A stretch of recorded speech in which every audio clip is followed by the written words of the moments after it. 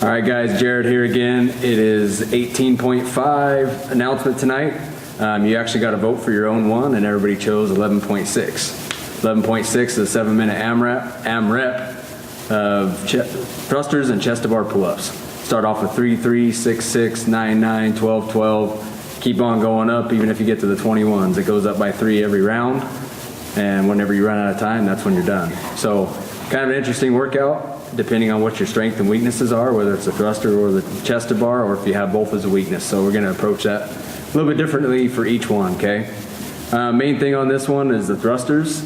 Obviously, you want to get really mobilized in the hips and the ankles, all the lower half of the body for that one for sure, and then we'll talk about some other things as well. One thing we can do is some support hold squats. Kind of take this from Chad Vaughn, 2-time Olympian. He's really helped us with some of this stuff. So what we want to do is grab onto a support upright for the pull-up rig, and you want to go somewhere where you're normally not comfortable standing in your squat.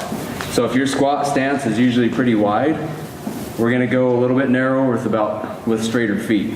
Okay, what that does is going to put you in a different position where you're not used to, and you're going to get some hip mobilization there. On this warm-up, we're going to go barefoot. We want to start off with the least amount of assistance we have on any of the heels with any shoes. So support squats, my normal squat is about right here. So I'm going to go a little bit narrower, keep my feet straighter. Okay, I'm going to stand about a foot away from the upright. I'm going to come down to that very deep bottom position, and I'm going to pull my hips towards the upright. Pull my hips towards the upright, trying to get my lower body mobilized pretty well. So pull and hold here about 15-20 seconds. You can also hold high.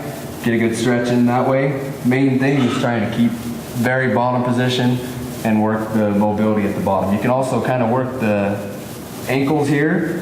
So keep your foot flat on the ground. You can lean forward, holding the tight spot, getting the knee outside the toe. Okay. Work some different ranges of motion on the ankles, in, out, forward, both sides. Okay. You can do a little bit there. Another thing we can do is go to the plate squats. So same thing on the plate squats. If you're normally going really wide on your stance, we're going to go narrower than normal with straighter feet, with the heels elevated, and a plate out in front. Okay, you want to hold that plate kind of like a steering wheel, be looking through the hole. When you come down, do a 3-second pause at the bottom. When you stand up, we're going to put that plate overhead. Keep everything nice and in line, tight. Get that good stretch on the shoulders. Come back down. So we do one from the side.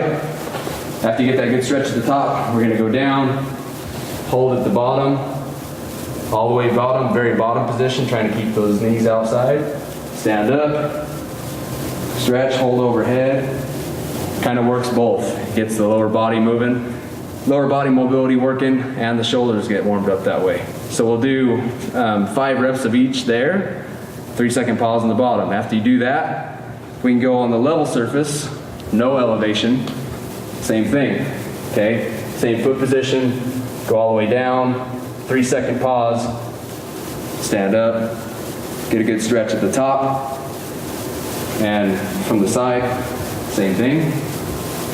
Here, all the way bottom, 3-second pause, stand up, get the head through, really get that good shoulder stretch. You can also do some hip mobilization with the kettlebell. Same thing on the plate, elevated. Keep that kettlebell right here in the goblet squat position. Come down the bottom, you can put your elbows on the inside of your knees, keeping that chest upright, push out. You can also do that on the level surface, getting a good stretch on each position, okay?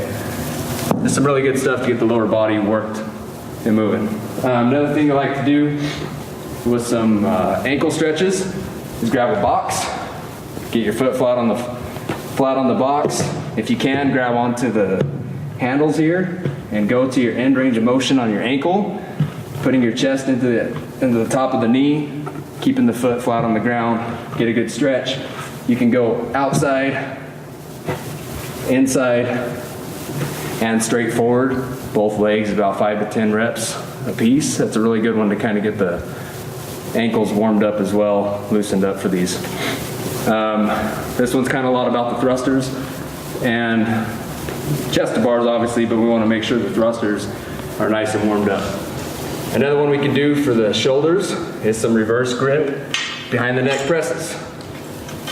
So ideally you want to be narrow enough to where you're normally comfortable going into if your front squat and your thruster position is here, we want to try to get that reverse grip narrowed up as well. If you lack some mobility, you may have to go a little bit wider on these, but we'll get that up behind the neck, trying to keep the elbows down and the bar on your back. Also want to keep as much of the hand as you can on the bar. From here we're going to press up, lock it out, get a good stretch there, come back down nice and slow, keeping the shoulder blades pinned together and keeping that sternum towards the belly button. Okay, nice tight there. Press up, head through the shoulders, nice stretch. And we can also go from the side. I'll show you guys a few reps there. So from here, elbows down, shoulder blades together, press up, stretch,